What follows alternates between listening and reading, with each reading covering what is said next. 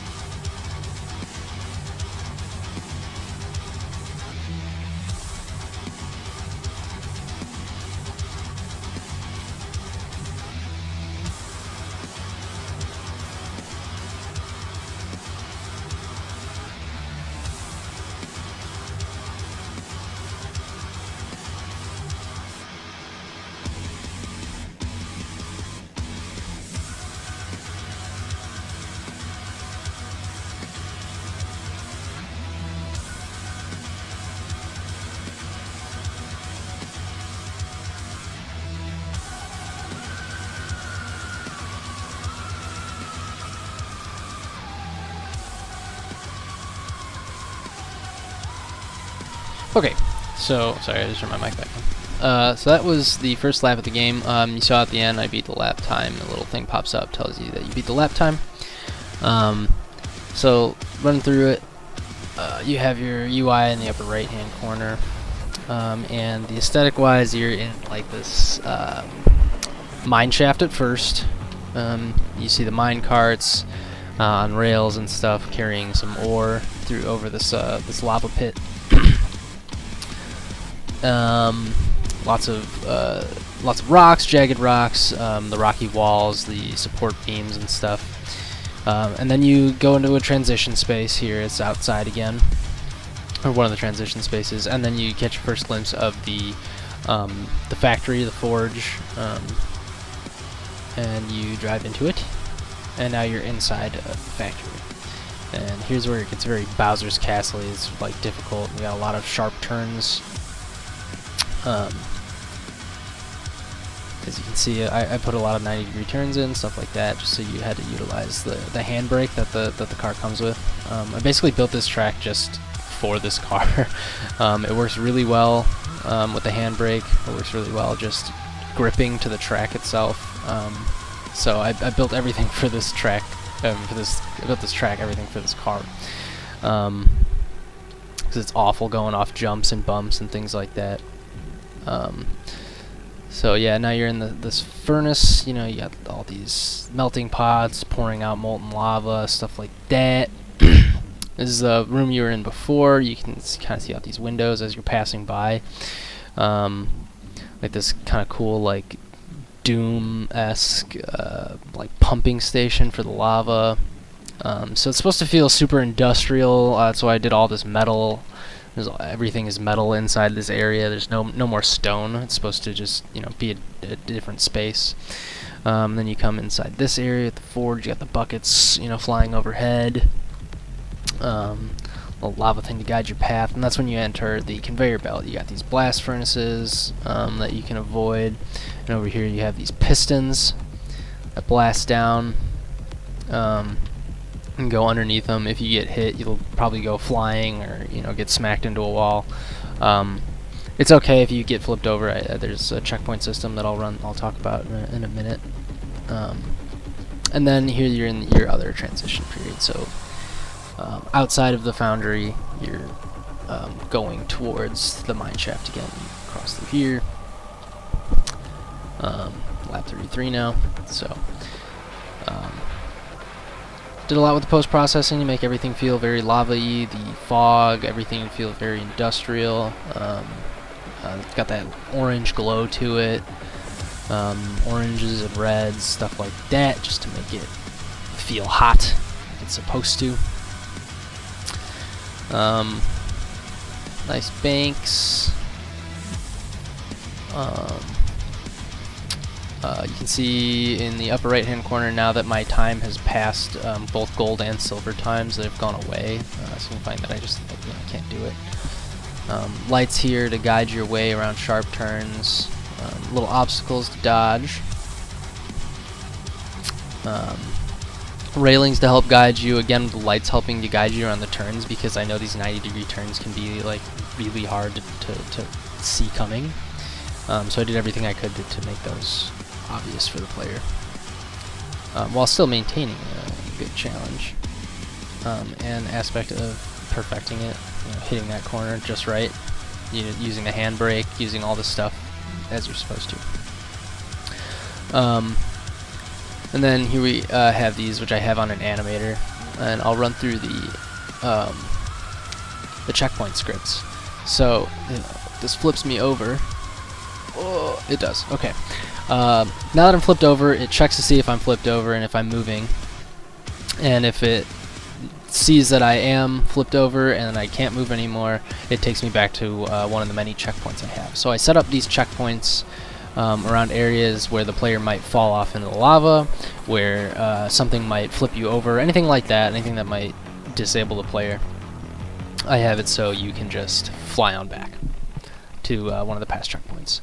And here we go. Once you finish the laps, it shows you my best overall lap time, minute and 8 seconds. Boom, it's right there. I can beat it. I can beat the best overall time. And yeah, so I'll run through it one more time. I won't talk. I'll just hit all 3 laps. You can see everything that I just talked about, working together, aesthetic-wise, mechanic-wise, UI-wise. So here we go.